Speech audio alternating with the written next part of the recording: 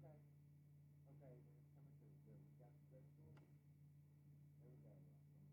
Okay. Are you getting a lot of back feed? Can you hear me good?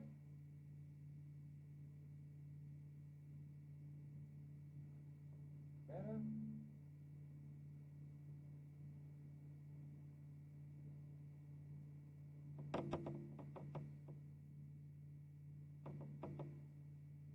Yeah?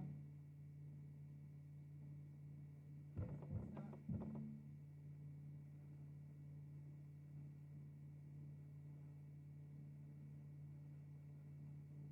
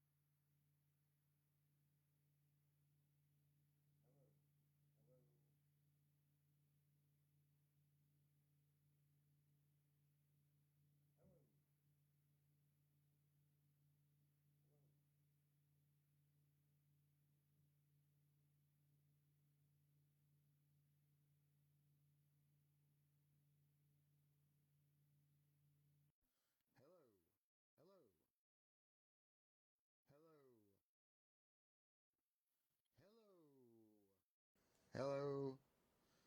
Hello. Can you see if you can hear me now, baby?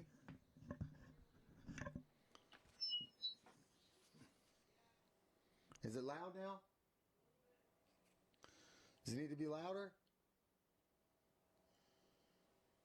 Huh?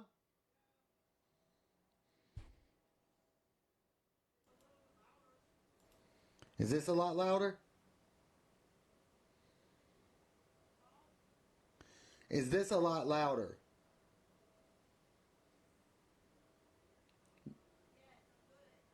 Okay. Okay. All right. So we're doing good now. Yes, I can hear you now. Hello, everybody. How are we doing tonight?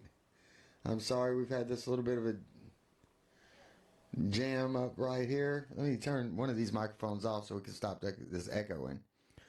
Oh, I still hear it. Got the echo on.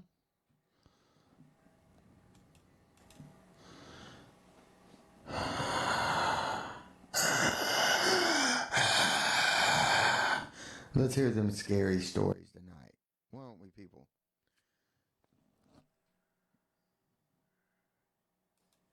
Now, let's see. People have been sending me a lot of stuff. Sorry it took so long to get this started, y'all.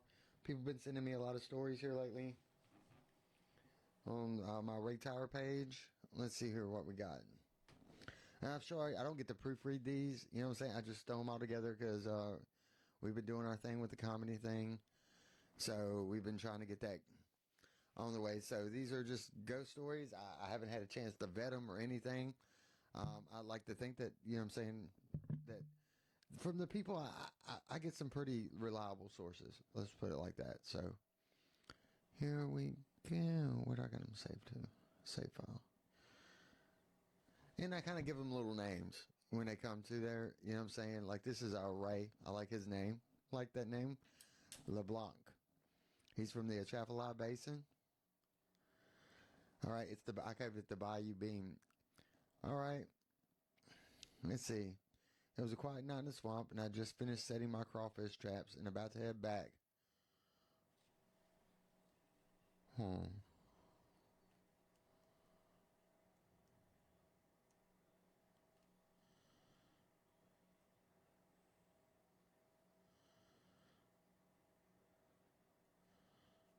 Let me just proofread this real quick. Okay, here we go. I was out in the swamp about 2 hours before sunrise. Checking crawfish traps. My daddy taught me to set them when I was just a little kid. The Atchafalaya Basin is usually full of sounds at night, frogs croaking, crickets chirping, and an occasional gator growl. But that night, everything went still. It was like God pressed the mute button on nature, which is a common occurrence when these things happen. People say it's almost like you step out of time for a minute, and that, well, it was like God pressed the mute on the power button. Power was the mute button on nature. I stopped paddling, listening for anything, when I saw a faint green light in the sky. My friend Jason, I'll post these on here later, saw a green dot below the moon yesterday. He took 2 pictures. No, he took 3 or 4 pictures, and it's as he was catching it going up. And I think he caught the green laser from a point on perspective as it was doing something. The one people were seeing. But let me get back on here. I stopped paddling, listening for anything when I saw the faint green light in the sky. At first, I thought it was one of those swamp fires or maybe a plane. But then the light got bigger and brighter. I realized it was moving toward me. The thing hovered above the water about a foot, spinning slowly. It let out the slow humming sound that made my teeth ache. Suddenly, a beam of light shot down and hit the water about 20 feet from my boat. The water started swirling like something was being sucked up. I watched in disbelief as my crawfish traps started floating in the air, floating into the air, rope, float, and all. I panicked, cranked my old boat motor, and tried to gun it, but my boat wouldn't move. That's when I felt the beam hit the back of my boat, and it wasn't hot, but it made my skin tingle like static electricity. I grabbed my shotgun, aimed at the light, and fired. The noise echoed across the swamp, and just like that, the light shot straight up in the sky and disappeared. I didn't sleep for a week. When I told the story at the bait shop, everyone laughed. But the next day, 3 other guys said they saw the light over the basin that night. I know what I saw. Here's another one. I kind of crumped them up, the aliens ones and the different story ones like that. Here's another alien one. Mardi Gras Mothership. Camille Dupree, if you're out there watching, Camille. New Orleans, it was Mardi Gras last night in the French Quarters, and the streets were packed. People were laughing, throwing beads, and drinking as if tomorrow didn't exist. I was on Bourbon Street when I saw a massive float come down the road. It was round, glowing, and spinning, with lights in every color you can imagine. Everyone cheered, thinking it was part of the parade. But then it rose up, straight up, and hovered over the crowd. The music stopped. People pointed and screamed as the thing just hung there in the air. Silent, except for the faint buzzing sound. I swear the lights reflected off the rooftops. You could feel this vibration in your chest like a bass drum. After what felt like forever, the craft shot straight up into the night sky, leaving everyone in stunned silence. Later, people tried to say it was a prank or some kind of advanced drone, but drones don't light up in the whole quarter, and they definitely don't vanish into thin air. I've been to every Mardi Gras parade since I was a kid, and nothing like that's ever happened before, or since. All right, and here's some couple of here's a hairy terror of the Honey Island Swamp. I think I might have did this one, or had it. This is from Pearl River. Ruby Babineau. I've been fishing in the Honey Island Swamp since I was big enough to hold a rod. I've seen my share of things, alligators the size of cars, snakes as thick as your leg, but nothing prepared me for what I saw that night. I was about a half a mile from the boat launch, throwing my line into a quiet cove, when I heard something big moving through the trees behind me. At first, I thought it was a hog or maybe a deer. But then I caught a whiff of the most awful smell, like wet dog mixed with skunk and rotting meat. Ooh, man, this thing smells terrific. I turned around, and there it was, this huge hairy creature, standing on 2 legs, watching me. It must have been at least 8 feet tall, with long arms and a thick chest. Its face almost human, but its eyes were yellow and piercing. It could look and see right through me. I froze, too scared to even breathe. The thing sniffed the air and let out a growl and took a step closer. When I grabbed my paddle and started rowing like my life depended on it, I didn't stop until I reached the boat launch, where I collapsed on the dock shaking. I told the guys at the bait shop what I saw, and they just laughed, saying I had one too many beers, but I know what I saw, and I haven't been back to that swamp since. And here's one from my neck of the woods, the Red River Giant. This is down in Coshado. It was the middle of deer season. I was sitting in my tree stand. It's Hank Miller in Coshado. It was the middle of deer season about 3 years ago when I was in my tree standing overlooking a clearing near the Red River. The sun was setting, casting long shadows through the pines. I'd settled up with my rifle when I heard a deep rumbling growl. I thought maybe it was a bear or a big cat, but then I saw it. This massive figure stepped out of the trees. It was covered in dark brown matted fur, and its shoulders were so broad they looked like they could block out the sun. It walked on 2 legs like a man, but it wasn't a man. Its face looked almost human, but not quite. It stood there in the clearing for a moment, looking around. It sniffed the air and locked eyes with me. My heart started pounding so hard I thought it might jump out of my chest. I didn't move a muscle, afraid it might come after me. After what felt like an eternity, it turned, walked back into the woods, disappearing into the shadows. I climbed down from that stand as fast as I could and ran back to my truck. I haven't told many people about it because I know what they'll say, but I saw it, and I'll never forget it. Let me see which one I want to do next.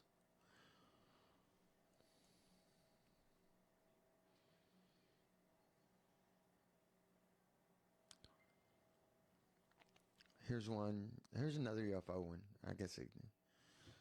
All right, this is Willie Fotno. I think I've done one from Willie before. Willie, if this is out there, if you're watching, like and subscribe, Willie. I don't know, you might have liked and subscribed. It was around 2 a.m. when I was shrimping in the Mississippi River Delta. The water was calm. The only sound was the hum of my boat engine. Suddenly, out of nowhere, 3 lights appeared above me, forming a perfect triangle in the sky. At first, I thought it was some military aircraft, but these lights didn't move like planes. They hovered silently, and not to mention the size of it, it had to be at least 2 or 3 football fields between each light in the triangle. He said, then the strangest thing happened. My engine died just like that. No sputter and no warning. Even my navigation lights went out. I sat there in the dark, heart pounding, as the light descended closer. The air felt thicker, almost electric. I swear I could feel the vibrations in my chest.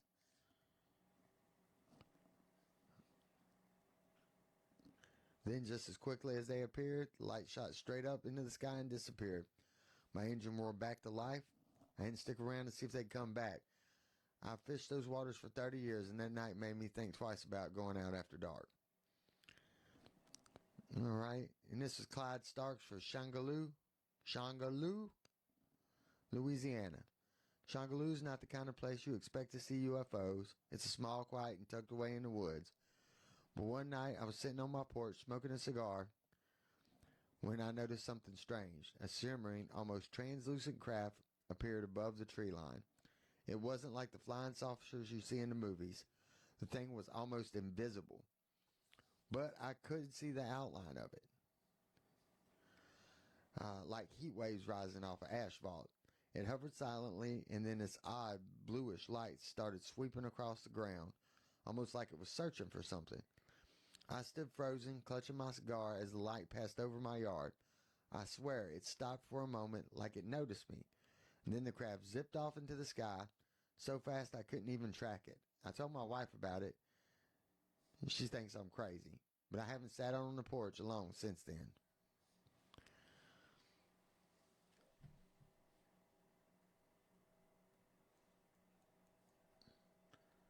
Thank you, Willie. Okay, where are we at? The Whispering Oaks. Eyewitness, this is Betty LeBlanc, St. Francisville. I was visiting a friend in St. Francisville, staying in a little B&B, surrounded by these beautiful old oak trees. The first night I woke up to the sound of whispers outside my window. At first I thought it was just the wind, but then I started hearing voices, soft, urgent, in a language I couldn't understand. I got up and looked out the window, and that's when I saw them. Shadowy figures moving among the trees. They were faint, almost like smoke, but I could almost make out their shapes, men and women, dressed in old-fashioned clothes. One of them looked right at me, I swear. I felt this cold chill run down my spine. I didn't sleep the rest of the night. I left the B&B as soon as the sun came up. The owner later told me the property used to be a plantation, and that others have reported seeing the same figures. I haven't been back since.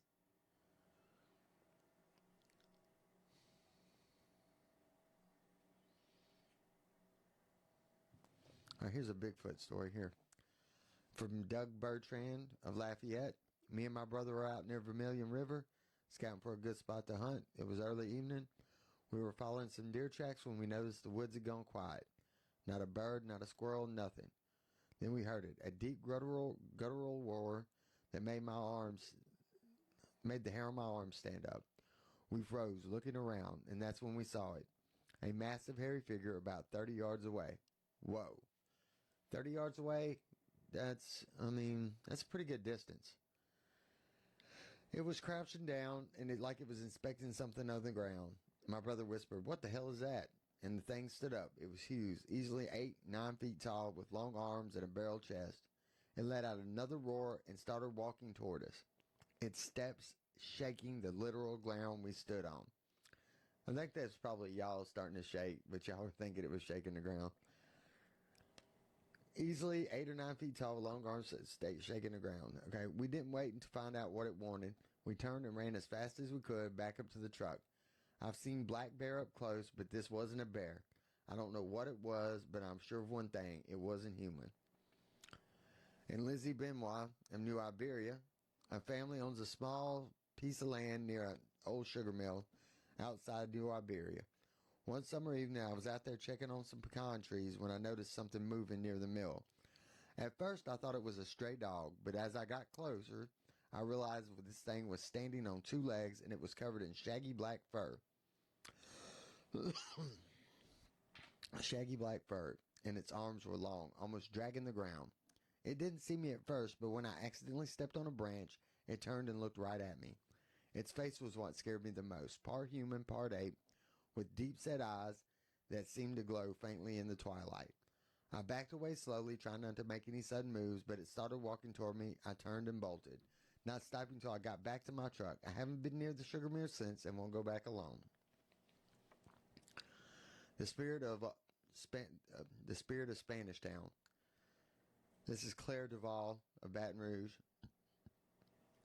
I was renting an old house in Spanish Town, one of the historic homes with creaky floors and a lot of character.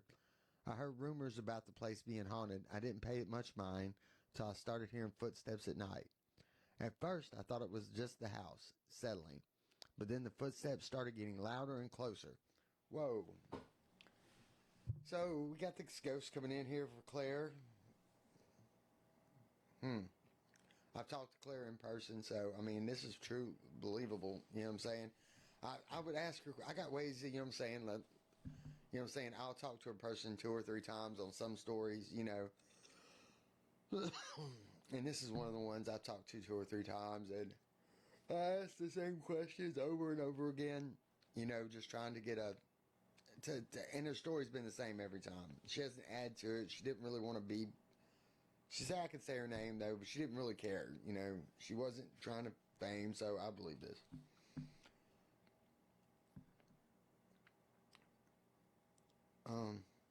At first, it was just settling, but then footsteps started getting louder and closer. One night, I woke up to find my bedroom door wide open, even though I always lock it. The final straw came when I saw her, a woman in a long white dress standing at the foot of my bed. Her face was pale, almost translucent. She was staring right at me. I couldn't move. Couldn't scream. She stood there for what felt like eternity before fading away. I moved out the next month, and I've never gone back alone. Some things are better left alone. All right, here's where I'm going to give you one that happened to me. I had moved to Texas, and I went by plane before my wife then had. And this is my ex. And, okay, I was staying in the room. My uncle and my grandmother died in that house. The house had burnt part of it. And they repaired it, and then my grandparents lived there.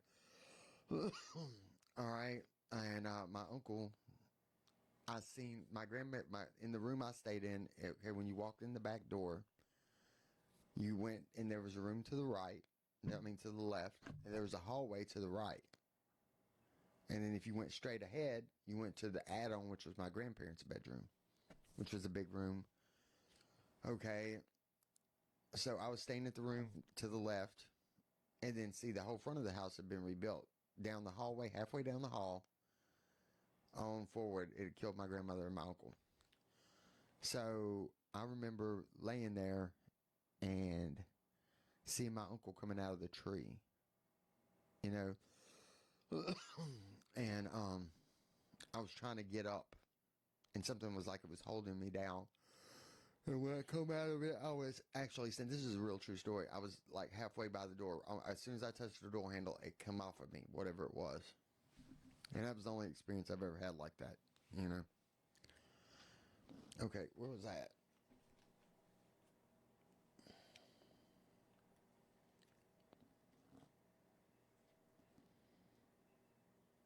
I read the Whispering Oaks about the B&B, yeah.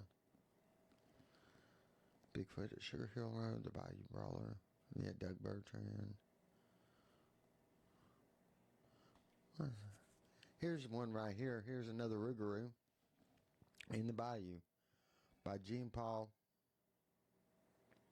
Gautreau. Jean-Paul Gautreau. My granddaddy always warned me about the Rougarou, the werewolf that stalks the bayous on moonlit nights. I always thought it was a story to keep us kids from wandering off. One night I learned the truth. I was out frog gigging alone, and something I'd done 100 times before. The swamp was crying. the kind of quiet that makes you nervous. Then I heard it, a low growl that sent a shiver up my spine. I turned, and there it was. Standing in the shallow water was this creature, half man, half wolf, with glowing red eyes and matted fur.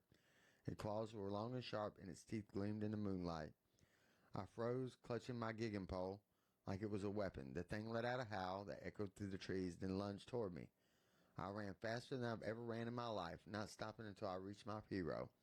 I paddled back to the dock, shaking so bad I could barely hold the paddle. Now every time I hear the strange noise in the swamp, I wonder if it's still out there watching.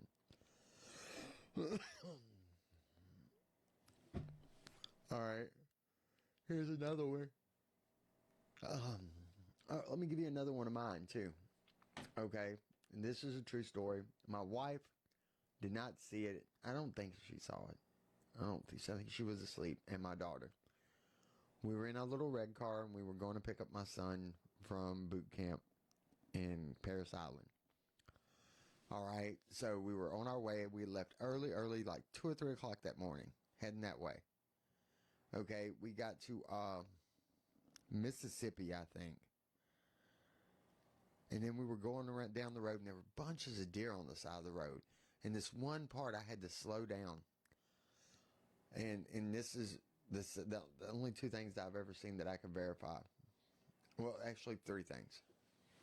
Because there's another thing about my uncle's death I'll bring back up.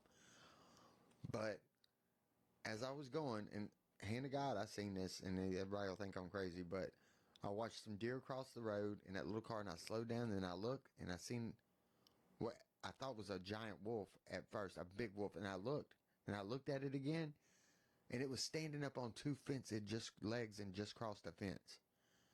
And when I passed, my lights were no longer in its eyes, but you could still see like the glowing yellow ember eyes of it. As it just stood there and just watched me, and I watched it. When I got to that next stop, I was a nervous breakdown. Like for the entire week I was there, I was like crazy about it. On the way back, I drove through all kinds of woods that way trying to see something like that again. And my wife will tell you, I was dead serious. That's a serious story about the Rougarou. But let me get back to his Rougarou story. I was shotgun in hand for whatever was. Okay, this is the devil dog of Des Allemands. This is Maria Robichaud. It started with chickens. One by one, they were found torn apart, their carcasses scattered around the yard. My husband said it was a coyote, but I knew better. One night I stayed up late, shotgun in hand, waiting for whatever was killing my birds. Around midnight I heard it, the growl, deep, guttural, and unnatural. I stepped outside, and that's when I saw it. It was a massive black dog. It was like no dog I ever seen, sure. Its eyes glowed yellow, and its fur seemed to shimmer in the moonlight. And it had these huge fangs and breath that came out in clouds of steam, though it was as cold. The thing stared at me, growling low and menacing. I fired a shot, but it didn't even flinch. Instead, it let out an unholy howl and ran off into the woods. The next morning, the chickens were untouched, but I found claw marks on the side of the house. I haven't seen it since, but I keep the shotgun loaded just in case. And here's the Grunch of New Orleans. Now, this is by a good buddy of mine, Travis Gibbery. He's in eastern New Orleans. I heard a story about the Grunch. Those are little creatures that are supposedly roaming the outskirts of New Orleans, but I never thought they were real. They changed one night when I took a wrong turn near Chef Montois Highway. I was driving down a dirt road trying to find my way back to the main road when my truck stalled. I got out to check the engine. Then that's when I heard chittering.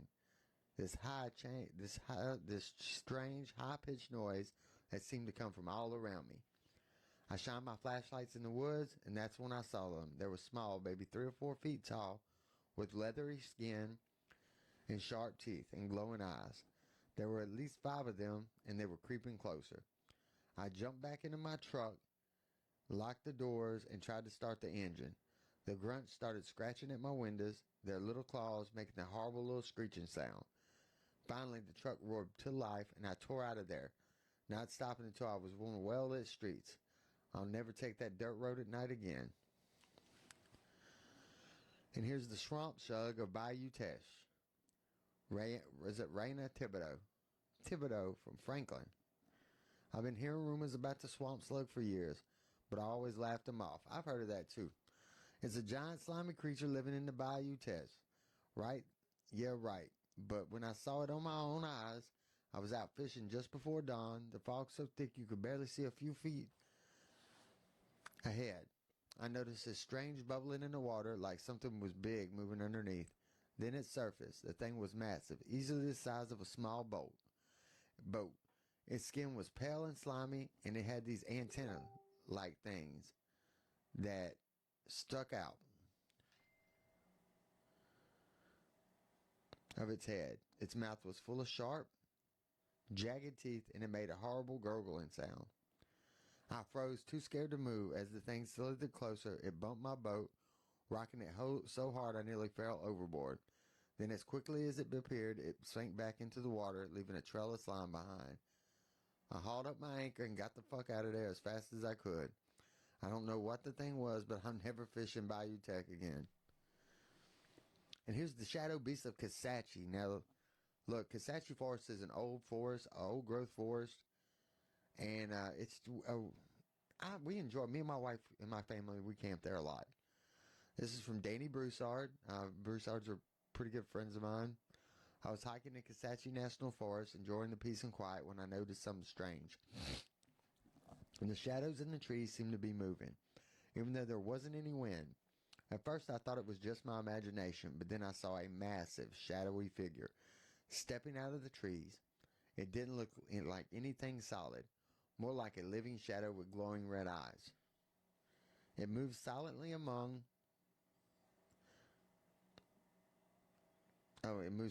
almost gliding over the ground. It was coming straight toward me. I turned and ran, but the thing followed, moving faster than should have been possible.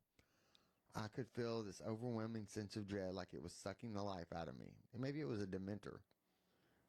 I'm not making fun of these people. I know they send me the stories. I'm glad you send me the stories.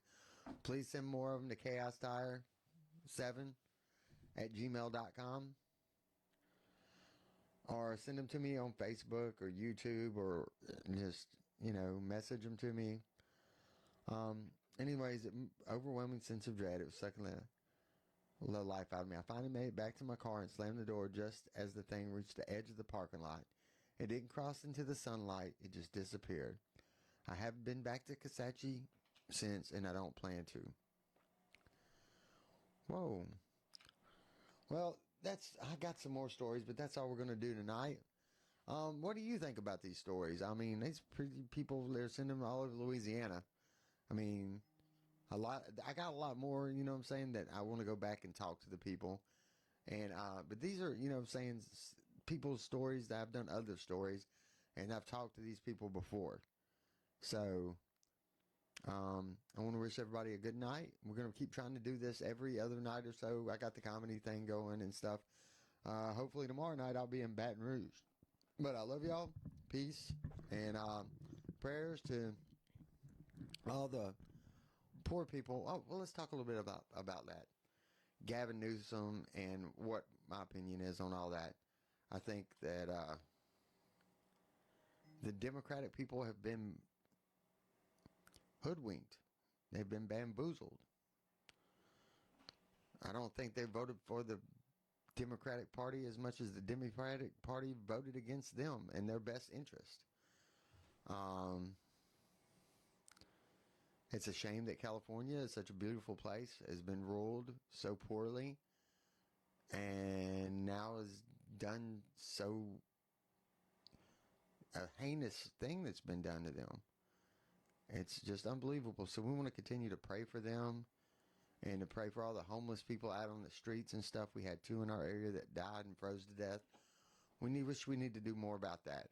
I'm going to talk to my church and stuff and see if we can get some homeless kits put together. And then if you know anybody, though, man, that's in need or anything like that, please submit their name to me so I could pass it on to my church. And if they're truly in need, and we can get it, and then we can get some people in there to love them and help them out, and do what God intends us to do to each other.